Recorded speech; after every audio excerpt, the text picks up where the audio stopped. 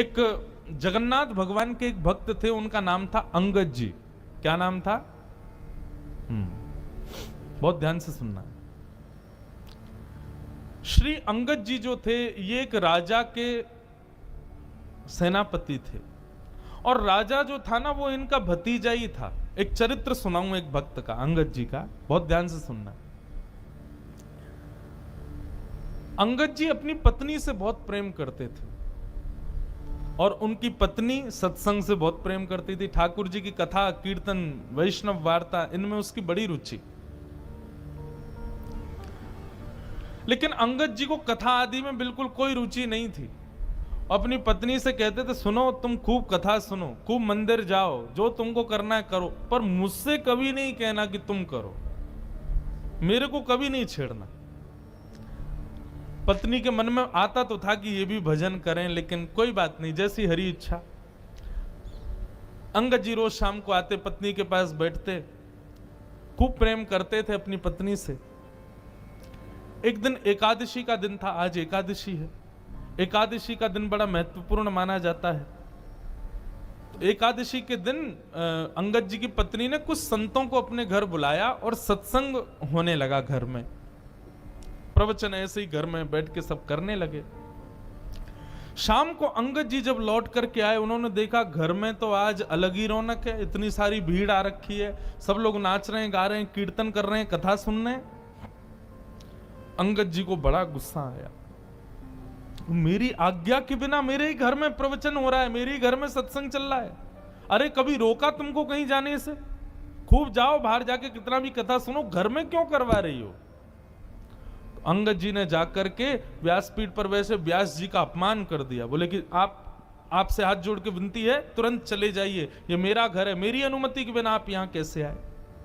और सब लोगों से भी कहा, आप सबसे भी हाथ जोड़ के प्रार्थना, यहां से चले जाइए, ये कोई आश्रम नहीं है, घर है मेरा, चलिए निकलिए यहां से बाहर। पत्नी बोली, अरे सत्संग चल रहा है, अभी तो ऐसा मत करो। अंगद जी ने किसी की नहीं मानी, सबको भगा दिया। पत्नी को बहुत बुरा लगा। उसने मन में विचार किया, जो हरि का नहीं है उसको मैं अपना पति कैसे मान सकती हूं? तजोरे मन, कल हमने ये पंक्ति गाई थी ना, हरि विमुखन को संग।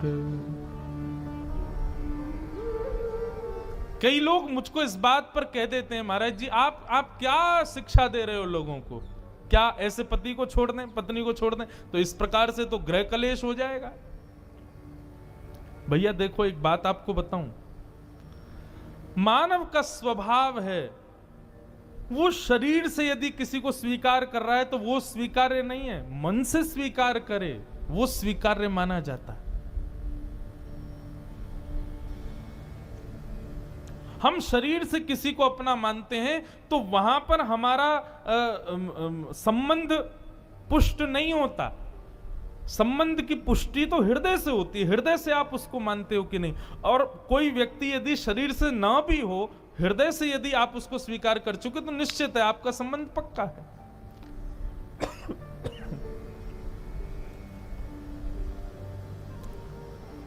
महादेव ने सती का त्याग किया,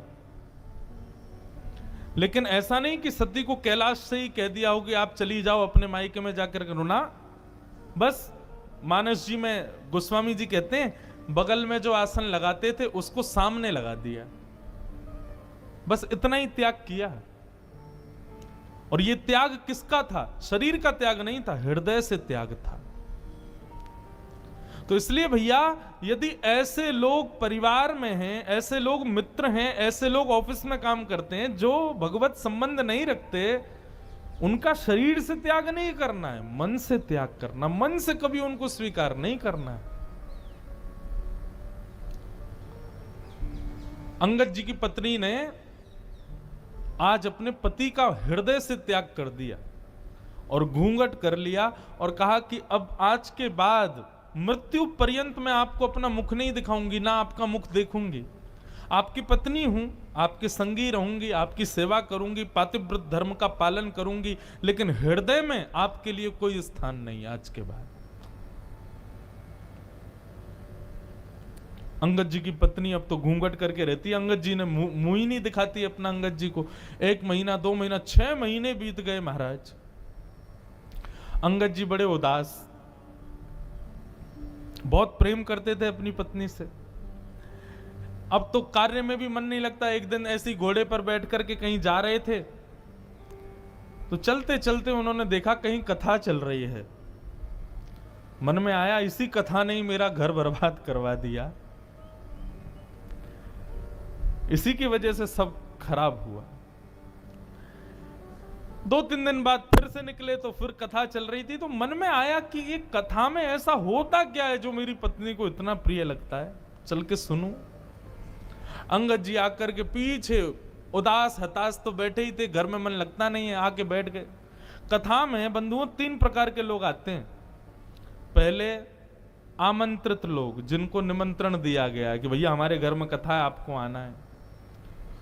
दूसरे वैष्णव कथा प्रिय लोग, उनको बस पता चल जाए कथा कहां हो रही है, वो ये विचार नहीं करेंगे दूरी कितनी, समय कितना लगेगा, कहां क्या, निमंत्रण की भी अभिलाषा नहीं, बस पता चल जाए कथा कहां है, वो पहुंच जाते हैं।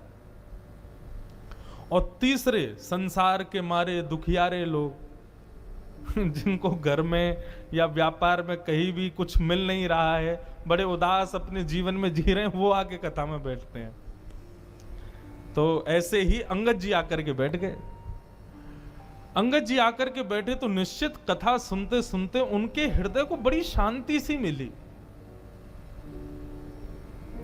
बंधु एक बात बताऊं, गीता में भगवान अर्जुन से एक बात कहते हैं। अर्जुन ने कहा कि नाथ, व्यक्ति सुख की प्राप्ति के लिए इतनी मेहनत करता है तो उसको सुख मिलता क्यों नहीं है? भगवान ने कहा डेस्टिनेशन गलत चुनी है मानव ने, सुख नहीं। हमने डेस्टिनेशन ही गलत चुन रखी है। हर कार्य के पीछे हम चाहते क्या है? सुख मिले। भगवान कहते हैं इसको बदलो, सुख नहीं शांति मिले। शांति की भावना से कर्म करो, शांति की भावना से क्रिया करो। हम क्या करते हैं? हमको सुख मिले, ऐसा करूं इतना मिल जाएगा, ये करूंगा वो करूंगा, ऐसा बनाऊंगा, ऐसे बैठा करूंगा, ऐसा कमरा, ऐसे सोफे, ऐसी पत्नी, ऐसी गाड़ी, ये सब सुख जन्य हम लोग कर्म करते हैं और वही सुख हमको नहीं मिलता। फिर आप अपने क्रिया के पीछे उद्देश्य शांति रखो, भगवान कहते हैं तब मानव प्रसन्न रहेगा। क्योंकि अर्जुन, सुख की भी एक लिमिट होती है, उससे ज्यादा यदि मिल जाए तो व्यक्ति दुखी हो जाता है। आपके गुजरात में श्रीखंड मुझे बड़ा प्रिय है। मैं द्वारिका, मैं अहमदाबाद तो मेरी पहली बार कथा और गुजरात में मेरी दूसरी कथा है। ये श्रीमद् भागवत की पहली कथा हमने की द्वारिका में और आज 7 साल बाद दूसरी कथा कर रहे हैं अहमदाबाद में। बाकी बीच में 2 दिन 4 दिन के सत्संग तो हुए हैं कई बार, पर सप्ताह कथा दूसरी बार हो रही है। तो मैं जब भी गुजरात आता हूं तो श्रीखंड मुझे बड़ा प्रिय है। लेकिन आप एक कटोरी खिला दो, मन भर जाएगा। दूसरी कटोरी दोगे तो मैं भाग जाऊंगा। आप कहोगे महाराज जी आपको बड़ा प्रिय, खाओ ना। अरे कैसे? मुझे याद नहीं है, लेकिन फिजिक्स में हम लोग जब स्कूल में पढ़ते थे तो एक चैप्टर पढ़ाया गया था, उसमें यही बात थी। जब भागवत पढ़ी तो हमको और ज्यादा क्लियर हुई कि कोई भी वस्तु का अति सेव्य जब हम करते हैं तो वही वस्तु हमको कष्टदायी लगने लगती। रसगुल्ला यदि पसंद है तो 1 2 3 4 5 खा लो, 6वां रसगुल्ला देखते ही वमन हो जाएगा। संसार की हर वस्तु ऐसी है। तो अर्जुन, सुख नहीं शांति को रखो। किसी भी क्रिया को करने के पीछे उद्देश्य क्या हो? मुझे शांति मिले, तब देखो कर्म करके कैसा सुख मिलेगा। तो कथा में सुख मिलता है लोगों को। यहां पर आप मौन अवस्था में बैठे हो, एक ही आसन पर बैठे हो, ना पानी पी रहे हो ना चाय पी रहे हो। 4 घंटे आदमी बिना चाय कैसे रहे, बिना खाए कैसे रहे, लेकिन यहां रह रहे हो। क्यों? शांति मिल रही है। सुख नहीं, शांति। अंगद जी को बड़ी शांति मिली। अब तो अंगद जी ने नियम बना लिया, रोज जाते थे कथा सुनने। 7वें दिन कथा पूरी हो गई। अंगद जी जैसे ही आए तो देखा कोई भी नहीं था। किसी से पूछा, भैया आज कथा नहीं होगी? बोले 7 ही दिन की होती है, कल हो गई पूरी, आज तो चले गए व्यास जी। बोले कहाँ चले गए? बोले दूसरी कथा करने। बोले कहाँ हो रही है उनकी कथा? बोले उस गांव में हो रही है। अंगद जी दौड़ गए, उस गांव में पहुंचे, वहां जाके सुने। अब तो ऐसा चस्का लगा अंगद जी को, जहां भी कथा होती अंगद जी जाते। एक दिन उन्हीं के नगर में कथा हो रही थी, अंगद जी इधर बैठे थे और उनकी पत्नी थोड़ी दूर बैठी थी। दोनों को ही नहीं पता कि दोनों कथा में बैठे। व्यास जी ने जैसे कीर्तन गाया, अंगद जी के नेत्रों से अविरल अश्रुधार ऊर्ध्वबाहु होकर के नृत्य करने लगे आनंद से। तभी पत्नी की दृष्टि गई, ये कौन नाच रहा है? अरे ये तो अंगद जी हमारे पतिदेव हैं। तभी मैं कहूं कुछ समय से ये पहले तो बड़े दुखी रहते थे कि मैं मुख नहीं दिखाती, कुछ समय से बड़े प्रसन्न रहते हैं, मुझसे ज्यादा बात भी नहीं करते, अपनी सेवा पूजा भी करने लग गए हैं और बड़ा सामान्य सा बड़ा सुखमय जीवन जी रहे हैं। मैं सोच तो रही थी बदलाव कैसे आ गया, ये कथा सुनते हैं। आज शाम को कथा के बाद जैसे ही अंगद जी घर लौट करके आए, पत्नी ने अपना घूंघट ऊपर कर ली। अंगद जी बोले, अरे देवी मैं आ गया हूं, घूंघट नीचे कर लो। बोले नहीं नहीं, अब तो घूंघट नहीं करना। क्यों? मैंने इसलिए घूंघट किया था कि आप कथा से प्रेम नहीं करते थे, परंतु अब तो आपने कथा को स्वीकार कर लिया ना, अब मैंने जो त्याग का संकल्प लिया था उसको छोड़ दिया।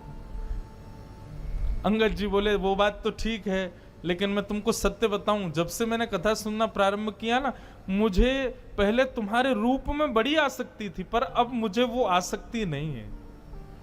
अब तो मुझे बस एक ही अभिलाषा, मेरे जगन्नाथ मुझे कब दिखेंगे, मेरे द्वारिकाधीश, उनकी रूप माधुरी का दर्शन मुझे कब होगा। ऐसा अंगद जी का जीवन। बंधुओं, अंगद जी ने अपनी पत्नी से कहा, देवी अब हम दोनों वैष्णव हो गए, चलो हम जगन्नाथपुरी दर्शन करने चलेंगे। लेकिन अभी अभी सुना है कि एक बहुत बड़े युद्ध के लिए राजा के साथ मुझे जाना है, युद्ध से जब वापस आ जाएंगे फिर हम जगन्नाथपुरी चलेंगे। ठीक है। युद्ध में अंगद जी गए, जाकर के युद्ध किया। युद्ध का नियम होता था, जो राजा हारता था उसका सारा धन हड़प लिया जाता था और जीतने वाले राजा को दे दिया जाता था। अंगद जी जब उसका सारा धन लेने लगे तो वहां एक अद्भुत मणि थी। उस मणि को देख करके अंगद जी बड़े प्रसन्न हो गए। बोले, बड़ी सुंदर मणि है, मुझे ठाकुर जी को कुछ निवेदित करना है, ठाकुर जी को मैं जगन्नाथपुरी जाऊंगा, कुछ देना है। कोई बात नहीं, मैं ये मणि अपने संग ले जाता हूं, ये ठाकुर जी को दे दूंगा। और उस मणि को अंगद जी ने अपनी पगड़ी में छुपा लिया। थी तो वो चोरी, लेकिन अंगद जी का भाव क्या था कि मुझे ठाकुर जी को देनी है। भगवान से बोले, प्रभु इसके बदले भले ही मुझे दंड मिल जाए, लेकिन मैं ये दूंगा आपको, ये है आपकी, मुझे नहीं चाहिए लेकिन मैं आपको दूंगा। किसी सैनिक ने जाके राजा को बता दिया कि अंगद जी ने एक मणि को अपनी पगड़ी में छुपा लिया। राजा, अंगद जी उसके चाचा लगते थे, इसलिए राजा स्पष्ट तो कुछ कह नहीं पाया, पर राजा ने मन में विचार किया कि अंगद जी रोज मेरी बहन के यहाँ भोजन करने जाते हैं, मैं आज बहन से कहूंगा कि वो भोजन में जहर मिला दे, अंगद जी की मृत्यु हो जाएगी, मणि हमको मिल जाएगी।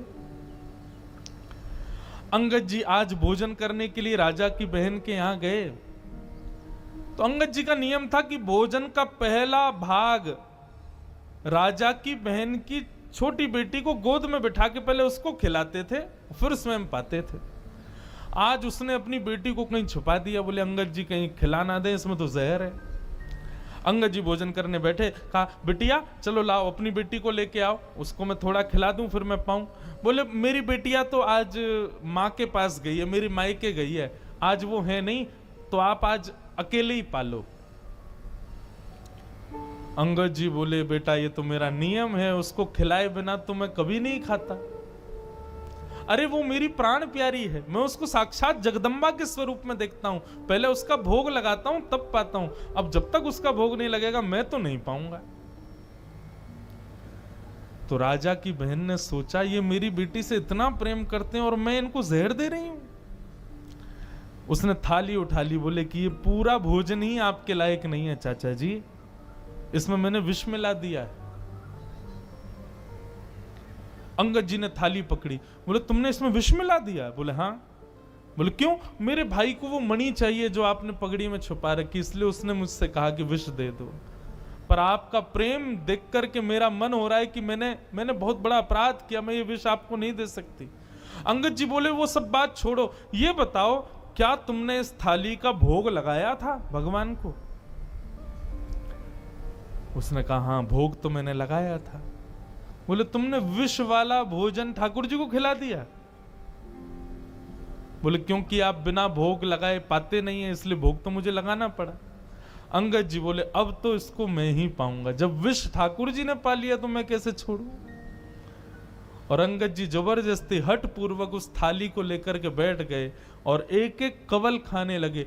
ज्यों ज्यों कवल मुख में जाने लगा, अंगद जी का उतना ही तेज बढ़ने लगा। ये आश्चर्य देखकर के राजा की बहन नतमस्तक हो गई।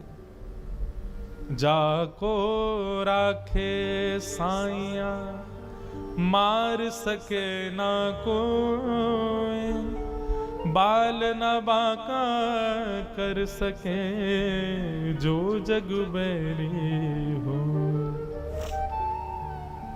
बंधुओं, प्रसाद मान करके पाया, इसलिए विष ने भी कुछ नहीं किया। ये लीला तो मीरा के साथ भी हुई, ये लीला तो ध्रुव के साथ भी हुई, ये लीला तो प्रहलाद के साथ भी हुई। विष उनको भी पिलाया गया, लेकिन भगवत प्रसाद मान करके पाया, कुछ नहीं हुआ।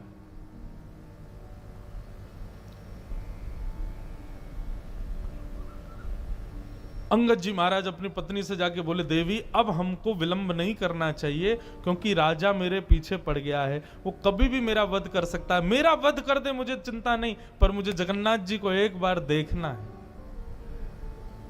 और रात्रि में ही अंगद जी अपनी पत्नी के साथ जगन्नाथपुरी के लिए निकल गए। राजा को किसी दूत ने जाकर के रात्रि में खबर कर दी, बोले अंगद जी निकल गए हैं महाराज। बहुत ध्यान से सुनिएगा, बहुत सुंदर कथा है।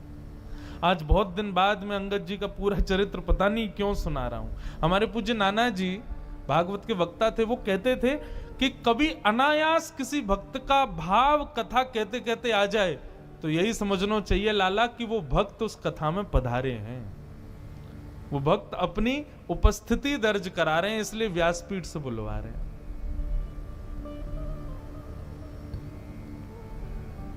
तो अंगद जी जाने लगे, बीच रास्ते में ही राजा के सैनिकों ने बंदी बना लिया। सैनिकों ने कहा हम तुमको छोड़ देंगे, बस मणि हमारे हवाले कर दो। अंगद जी बोले जिनके लिए वो मणि है मैं उन्हीं को ही दूंगा। मैंने चोरी की, मुझे आप बंदी बना लीजिए, जीवन भर के लिए कारावास दे दीजिए, लेकिन पता नहीं क्यों जब से मैंने उस मणि को देखा है मेरे मन में आया कि मैं पहली बार जगन्नाथ जी को कुछ दूंगा तो ये मणि ही दूंगा। मैं मानता हूं कि मेरा पाप है, परंतु मैं क्या करूं, मैं अपने नाथ को कुछ देना चाहता हूं, वो उन्हीं के लिए है। सैनिक तो कहां समझने वाले थे, बोले तू अपने नाथ के पास जा भी नहीं पाएगा, तेरा सर कलम कर देंगे, जल्दी दे। अंगद जी बोले अच्छा ठीक है मैं मणि दे दूंगा, लेकिन उससे पहले मैं अपनी एक इच्छा पूरी करना चाहता हूं। बोले बताओ। इस सरोवर है, इसमें मैं स्नान करना चाहता हूं। सैनिकों ने चारों ओर से घेर लिया और अंगद जी जैसे ही सरोवर में गए, स्नान करते हुए कहा हे जगन्नाथ, मैं अभी आपके पास नहीं आ पा रहा हूं, लेकिन आप तो मेरे पास आ सकते हो ना, मेरी मणि स्वीकार करो, मेरा ये छोटी सी भेंट आपके लिए, इसको स्वीकार करो। और मणि को अपनी पगड़ी से निकाल के उसी जल में छोड़ दिया। सैनिक कूद पड़े जल के अंदर, ढूंढने लगे, लेकिन मणि नहीं मिली। राजा भी आ गया, राजा ने पूरा तालाब का पानी सुखा दिया, मट्टियां खोद खोद करके छनवा दी, लेकिन मणि नहीं मिली। राजा ने कहा अंगद सही सही बताओ मणि कहां है? बोले मैंने सबके सामने इसी में डाली है, लेकिन वास्तविकता यह है राजन, वो जिसकी थी उसके पास है, जगन्नाथ जी के पास है। राजा ने कहा हो ही नहीं सकता, तुम पुरी गए नहीं। बोले मैं नहीं गया, वो आए थे मेरे पास और लेकर के चले गए। राजा बोला इसके हाथों में हथकड़ी बांधो, पैरों में बेड़ियां बांधो, ले चलो इसको जगन्नाथपुरी। जगन्नाथ जी का दर्शन करेंगे, यदि मणि वहां नहीं हुई तो उन्हीं के सामने सर धड़ से अलग कर दूंगा। अंगद जी बोले ये तो मेरा सौभाग्य होगा कि मैं जगन्नाथ जी को देखूं और उनके सामने प्राण निकल जाए। बंधुओं, वैष्णव कभी भयभीत नहीं होता।